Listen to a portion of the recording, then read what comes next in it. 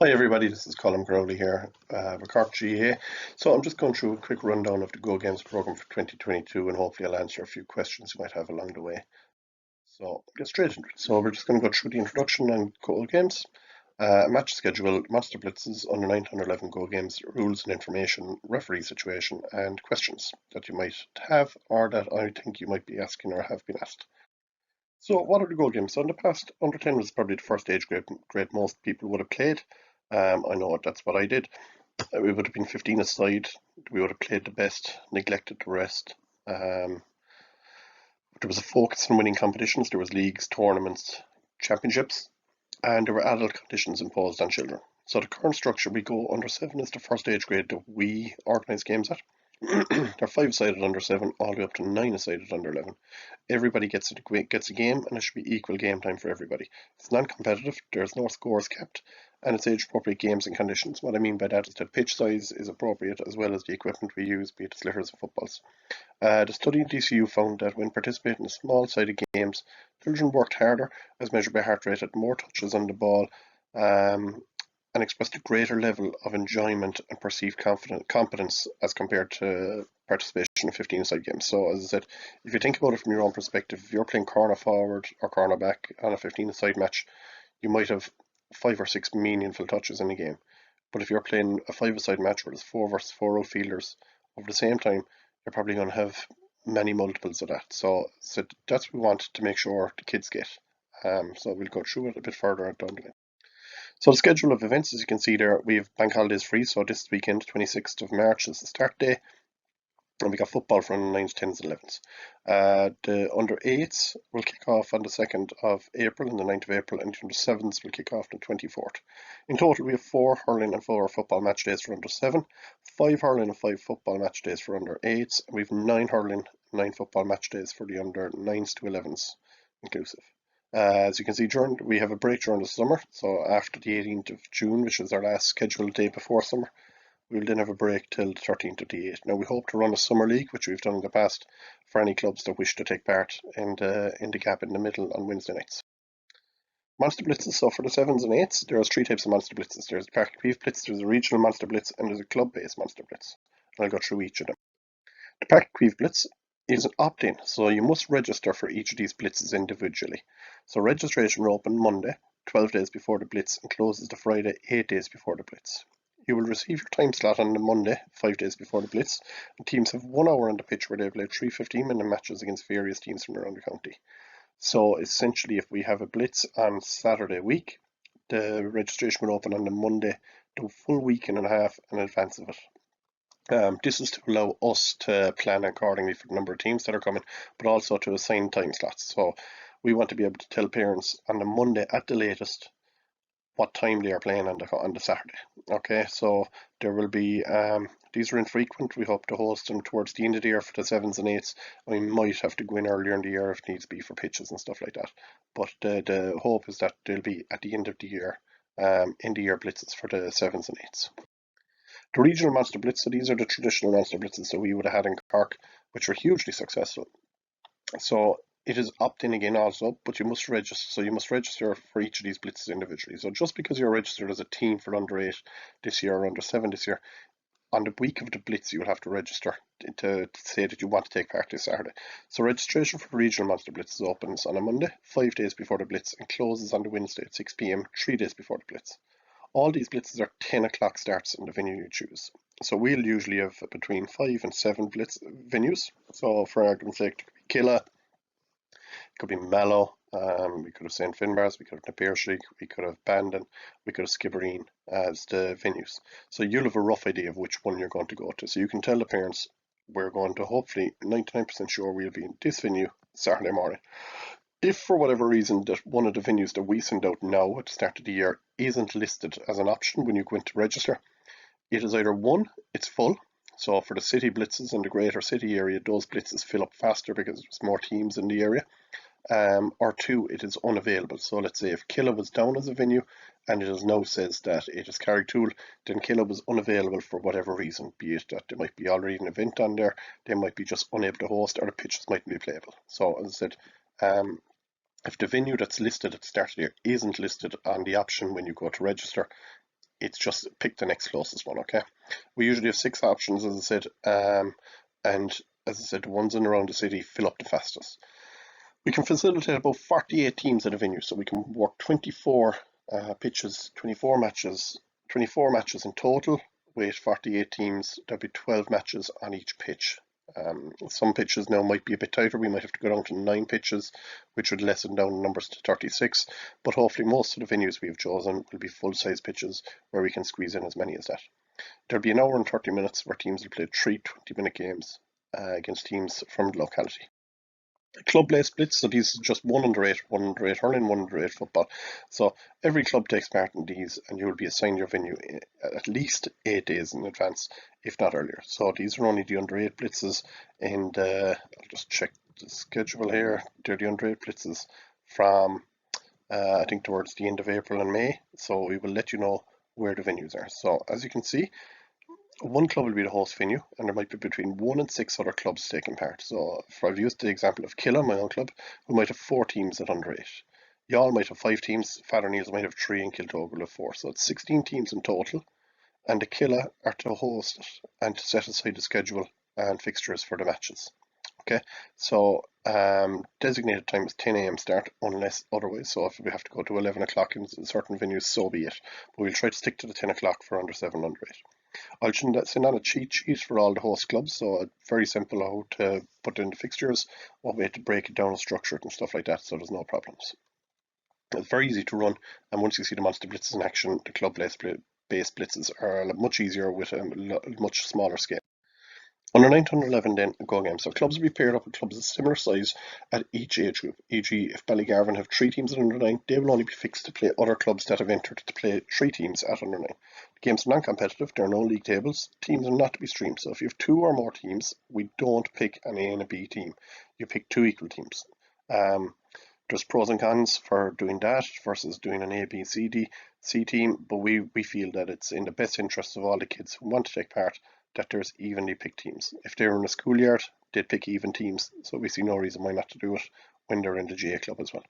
The host clubs to provide referees, I'll give more details on that, and fixtures pre-summer are released this week to all clubs, so this week being week leading into March 26th. So you can't see the rules and regulations here, they've all been sent to all the mentors previously, but you can see a rough guide of the number of players aside. So let's say for under 7 it's 5 aside. The pitch size, so if you want to play your own little mini blitz against other club, these are the guidelines you might use. Okay, for under 7 under 8 we'll set up all the pitches that are used in the blitzes, but for 9s, 10s and 11s it's important to take note of the pitch size and stuff like that. We give an idea of the duration of matches and how long they should be, the goalposts they can use if we have them, what type of ball to use in hurling and football, the rules in hurling. So example for under 9, they're not allowed to solo the ball, but they are allowed 1 tap off the hurley, so they can take 4 steps, tap the ball off the hurley back to the hand, and another 4 steps before striking. So this just limits the exceptional under 9 running the length of the field and scoring every single time.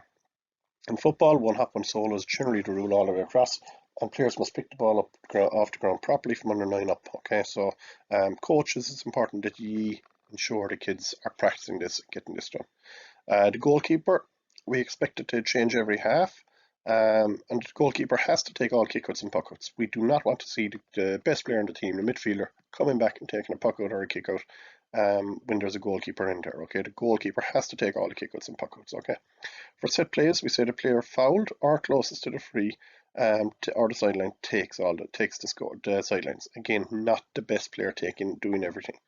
45s, 65s from under 8 up. The player closest to them takes it, or the player closest to the ball when it goes over the line takes it. But again, the same player can't take it 2 times in a row. And we give scores. So for instance, at under 7, 1 point for any score, goal or a point, and it goes up to 2 for a point and 3 for the goal at under 10 and under 11. There's just a bit in the bottom about positive sidelines, but you can all read that in your own time.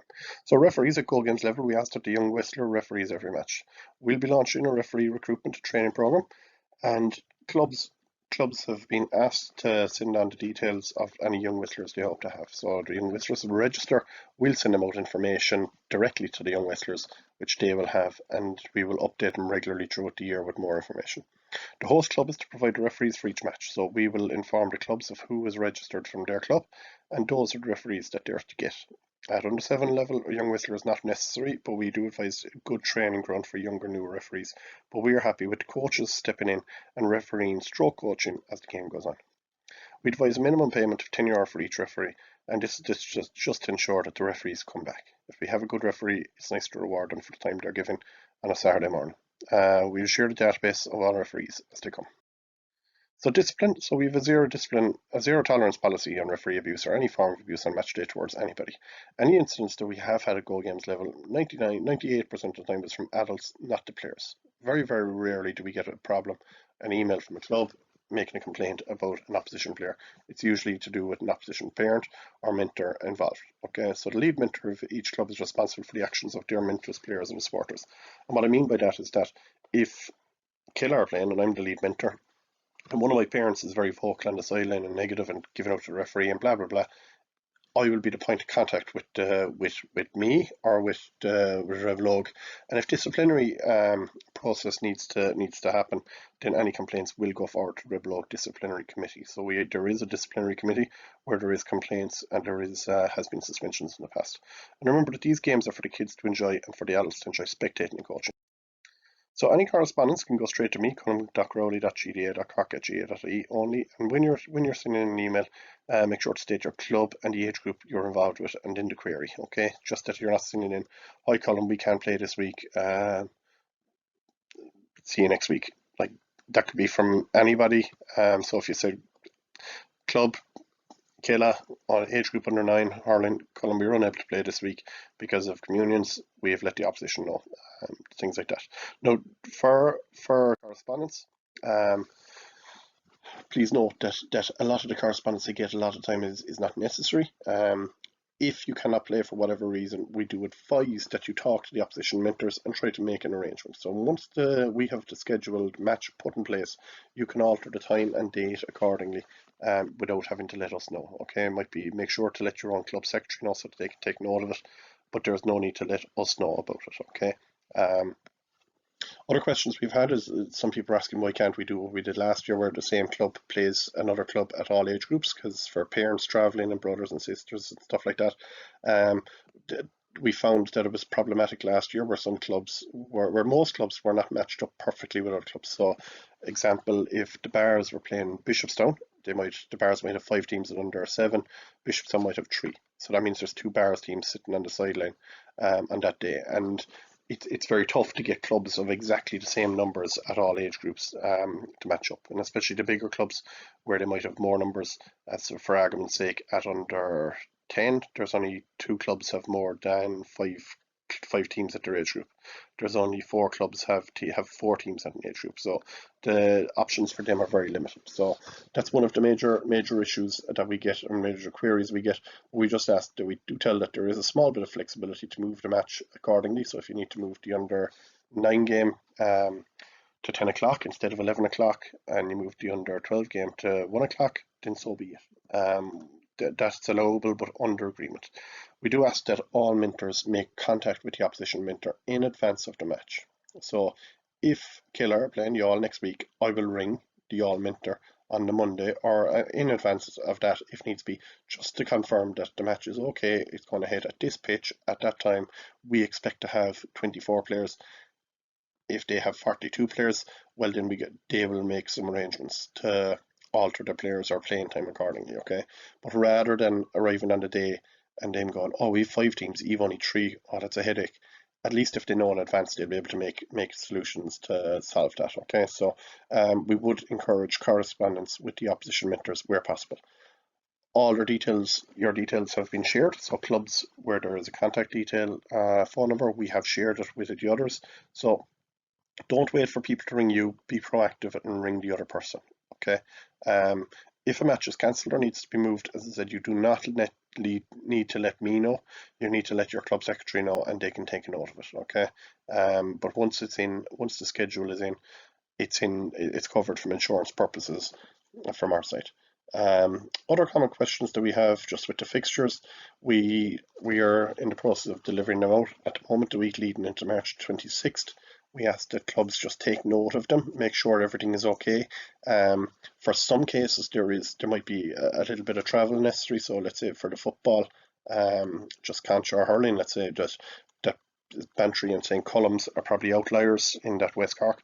For them to go to play any away match, they probably have to travel 45 minutes plus. So if, for argument's sake, you are asked for one of your 5 matches, that you do have to travel 40 to 45 minutes to accommodate a team like them, or a team that's just an outlier in your area, then please do accommodate them as opposed to not fulfilling the fixture. As I said, it's very important that all these clubs get the opportunity to play meaningful matches. If you're wondering why, let's say if you're Youghal and you're wondering how come we're not playing Killa, we got to drive past Killa and Castlemartyr and Middleton before we play a match and against someone like Glenville or Erin's Own, then it's matched up with numbers. So as I said, if you all have 4 teams and none of those other clubs have 4 teams, you all will have to travel a little bit further to play other clubs with 4 teams. So we're just trying to make life as easy as possible. The other thing we have is that we get common queries on is the number of players that a number of teams you have. That a team with 12 players might have entered only one team at under 7 or under 9. And an opposition team might be the same. So what we found happens in the past is the mentors go, sure, look, make the pitch a little bit bigger and we'll throw them all on. And what we recommend is that you actually make the pitch smaller, but build another pitch. So rather than having one pitch of 12 aside, have 2 pitches of 6 aside. The benefit to the kids is huge in that regard. They much more enjoy it, way more ball contacts, way more scores, goes through all the positives we talked about at the start. So just be conscious, rather than going up, think about going down. And that goes the same if you're entered for 2 teams at under 9, 10 or 11, let's say at under 11 level, and you're entered for 2 teams and you've got 20 players each, you've got 20 and they've got 20, rather than going up to 10 aside, it's more beneficial to go to 7, 7 and 6 aside. So have 3 matches, make another pitch where the kids are playing and getting more game time. It's an easy, the lazy thing to do for mentors is just go, look, we'll make the pitch a little bit, we'll drag the goals back there another 10 meters and we'll play away. But it's the benefits to the kids is negative as much as anything else. Okay, so we'd much rather you go down numbers. So if you're playing 7 aside, if you have to do and go down to play 2 matches of 5 aside rather than playing 10 aside, we would advise that. And I said, don't be worried about the winning and losing. We are not looking for results, but at the end of the season, we will ask clubs to rank themselves 1, 2, or 3. 1 being very good, winning most of the games, 2 being competitive, happy with our level, and 3 being, right, we've struggled, we've lost a lot of our games. We'll try to pair up those clubs with each other as the games and as the campaign goes on. But just be conscious that we will do our best. But the size of the county and the difference in the demographics of clubs, so for example, Ballincollig at under 9 could have 8 teams. League L's beside them might only have 1 team. So we have to be conscious of the different demographics in the clubs as well. So if there's any major questions, feel free to send me an email. I will try to get back to you as soon as I can. The listed fixtures, just for anyone that is wondering, your club will be listed, and if you enter 3 teams you will be matched up with clubs playing 3 teams. If you see in a fixture list that Killa versus Lisgould and St. Catherine's, that means Lisgould and St. Catherine's might only have 1 team and Killa have 2 teams. So in that situation, St. Catherine's and Lisgould will come, they will play Killa, and then halfway through the matches, they will swap over, the 2 Killa teams will swap over and play the opposition, the other teams that are there in the venue.